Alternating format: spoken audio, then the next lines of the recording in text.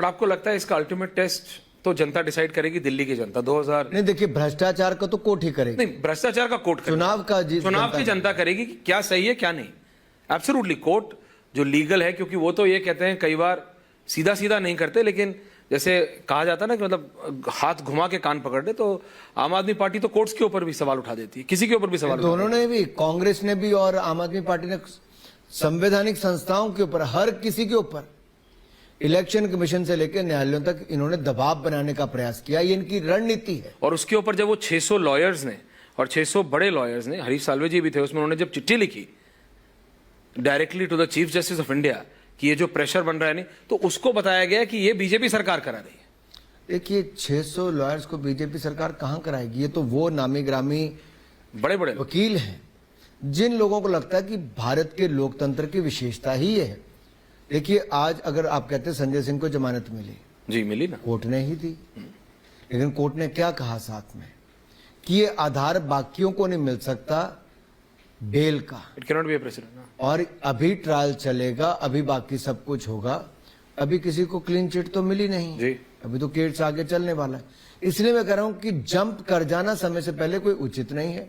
न्यायालयों को अपना काम करने दे, जांच एजेंसियां अपना काम करें। ये सच्चाई है कि दिल्ली की जनता को ठगा है, ऐसा कोई बचा नहीं जिसको इन्होंने ठगा नहीं, और शराब घोटाले में करोड़ों रुपए का घोटाला हुआ है।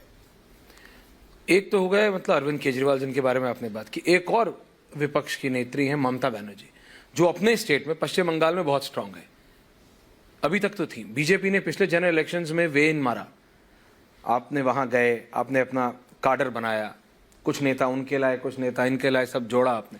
सुवेंदु अधिकारी स्ट्रांग लीडर हैं, जमीन पे काम कर रहे हैं। एक एपिसोड निकल के आया और उसने जिसने रूह कांप दी, संदेश काली का। संदेश काली में जब महिलाओं ने बताया कि महीनों से नहीं, सप्ताह से नहीं अनुराग जी, सालों से for years continuously they have been physically molested, and the way it has been done, husbands were told to stand in a line and their wives and their daughters in certain cases were told to sit right opposite to them. You are a parent, I am a parent. Just imagine, Anurag ji, the husbands were sitting and the wives and children were sitting right across them, and the leader used to come and the husbands were told to send their wives in, and then they were physically molested. And all of this was happening when you have a female chief minister, a lady chief minister of Bengal. And then when you act, they say there is nothing there, it's being sponsored by you. That seems to be an alibi for everything. Corruption से लेके molestation तक कुछ भी हो रहा है, और अगर उस पर कोई भी एजेंसी काम करती है तो वो बीजेपी करा रही है। ऐसे कैसे होगा देश में? वोट के लिए कोई कितना गिर सकता है, भ्रष्ट कोई कितना हो सकता है, या किसके अंदर मानवता ही खत्म हो जाए। नाम चाहे ममता हो, लेकिन ममता कहीं झलकती ना हो। इसका सबसे बड़ा उदाहरण महिलाओं के प्रति अत्याचार, दुराचार, ये जो संदेश खली में हुआ, इसने सबकी रूह, देखिए देश की गली गली में, घर घर में संदेश खली का एक संदेश गया है। एक महिला मुख्यमंत्री के नाक तले उसके ही लोगों ने दरिंदगी करके महिलाओं के ऊपर अत्याचार, अपराध, बलात्कार किया है, उनका उत्पीड़न किया है। इससे बड़ा दर्द और क्या होगा, इससे बड़ी पीड़ा और क्या होगी। इसलिए मैं आपसे कहना चाहता हूं, ममता जी को मैं क्या कहूं, शायद सत्ता में वो इतना डूब चुकी हैं कि उनको महिलाओं का दर्द नजर ही नहीं आया। लेकिन उन महिलाओं की ताकत देखिए कि इस अत्याचार के खिलाफ भी, इन बाहुबलियों के खिलाफ भी, पूरी सरकार के खिलाफ भी वो संदेश खली की महिलाएं खड़ी हुई।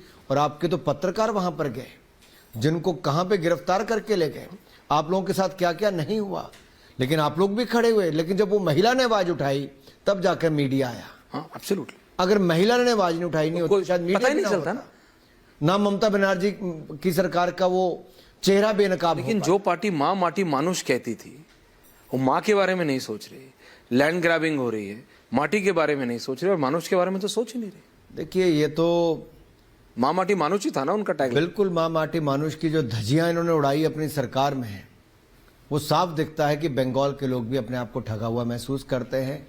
और पलायन होने के लिए मजबूर होना इंडस्ट्री का ही नहीं, आम जनता का, निवेश ना आना, कुछ गिने चुने लोगों को पूरा संरक्षण देकर रखना, और अपने वोट के लिए जो शरणार्थी बनकर आए या इल्लीगली घुसपैठ करके आए, आज वो वोट बैंक बन गया है। लेकिन वो एक ऐसा बारूद का ढेर बन गया है कि कहीं पे हथियार मिलते हैं, कहीं बम बारूद मिलता है, कहीं नकली नोट मिलते हैं, और इन सबको संरक्षण कोई देता है तो एक भ्रष्ट सरकार की भ्रष्ट मुख्यमंत्री देती है। It's a very big allegation, Mr. Of Minister. course, yes. I hope you have evidence to back it. जनता में जाइए बंगाल में क्या क्या सुनने को मिलता है। नहीं तो ये आप सुने सुनाई बातों पे बोल रहे थे। आरोप खुले में लगता है जी, इनके ही नेताओं के ऊपर लगता है। मालदा से लेके बाकी जगह जाके देखिए कौन नेता बचकर आते हैं सामने, इन्हीं के ही नेता वहां पे नजर आते हैं सारे। पर अब तो इन्हीं के नेताओं ने आपका मतलब आपकी पार्टी में आ गए। देखिए जो इनके चेहरे को जान गए हैं, जो इनके इन कारनामों के खिलाफ आवाज उठाते थे और नहीं सुनती थी, तो उनको लगता था अगर देश को आगे बढ़ाना है, बंगाल को बचाना है, तो ये तो करना ही पड़ेगा। नहीं पर फिर आप पंडित नेहरू जी की तरह तो नहीं कर सकते ना कि ईस्ट पाकिस्तान में उस समय जो बांग्लादेश है, जिस तरह से हिंदू लोगों के ऊपर उस समय अत्याचार हुआ जी, और जो वो शरण लेने के लिए हिंदुस्तान में आते, तब नेहरू जी का क्या था? नेहरू जी तो हिंदू शरणार्थियों के बारे में जो टिप्पणी करते थे वो अपने आप में दिखता था कि घृणा करते थे।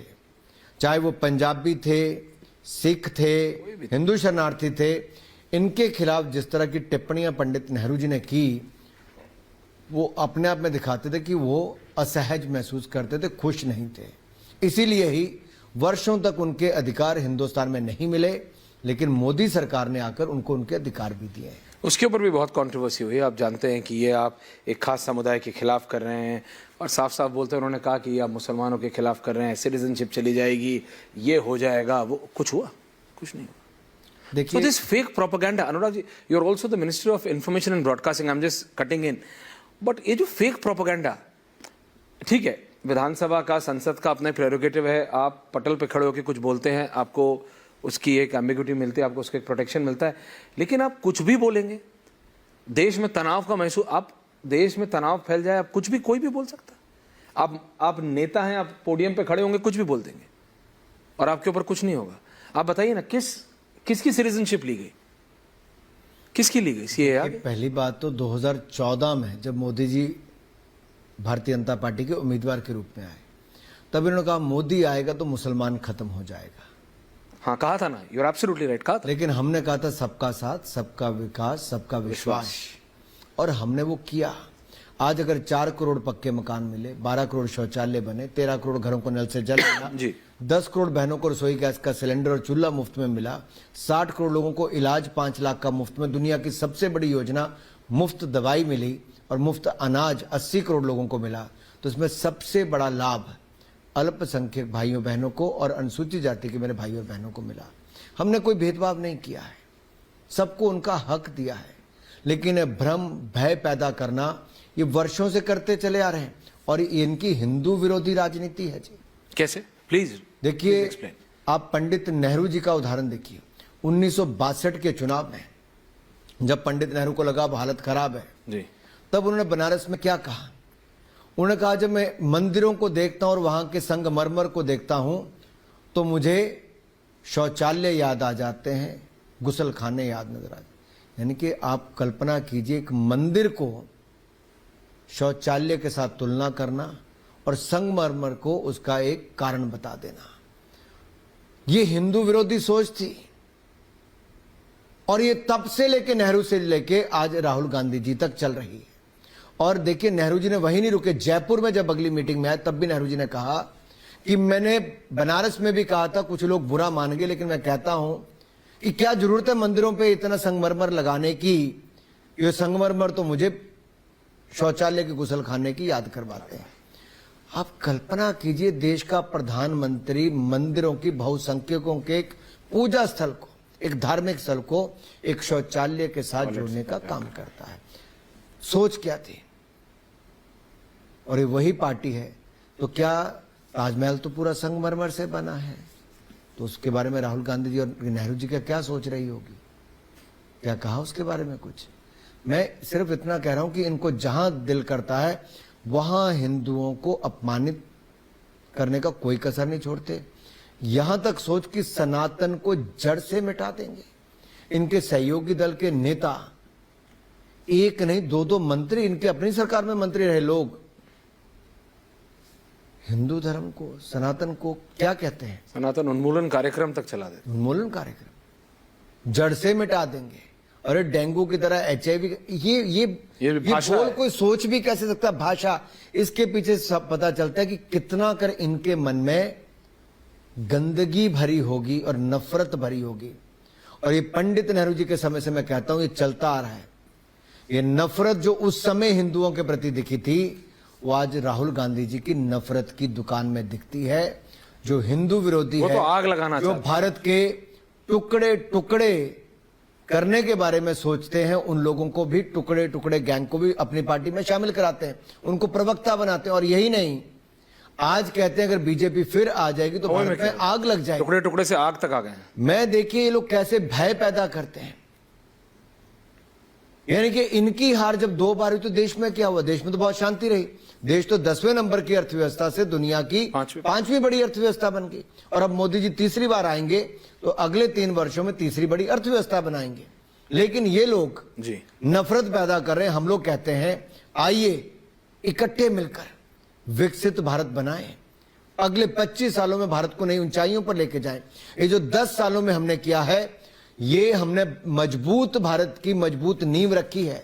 ये नए भारत की बुलंद तस्वीर जो आज दिखती है, इसकी अभी नींव रखी है। अभी बहुत कुछ करना है। ऐश्वर्या जी, 2014 में 74 एयरपोर्ट थे, आज 150 एयरपोर्ट हैं। उस समय 5 शहरों में मेट्रो थी, आज 20 में मेट्रो है। उस समय 7 एम्स थे, आज 22 एम्स है। उस समय 384 मेडिकल कॉलेज थे, आज 706 मेडिकल कॉलेज है। उस समय 51,000 सीटें MBBS की थी, आज 1,01,000 सीटें। उस समय पोस्ट ग्रेजुएशन की सीटें 31,000 थी, आज 65,000 है। उस समय 484 यूनिवर्सिटी थी, आज 1100 यूनिवर्सिटीज है। उस समय 16 IIM थे, आज 23 IIM है। उस समय 12 IIT थे, आज 19 IIT है। उस समय 3,20,000 किलोमीटर ग्रामीण सड़कें थी, आज 6,95,000 किलोमीटर है। उस समय नेशनल हाईवे 96,000 किलोमीटर थे, आज 1.5 लाख किलोमीटर है।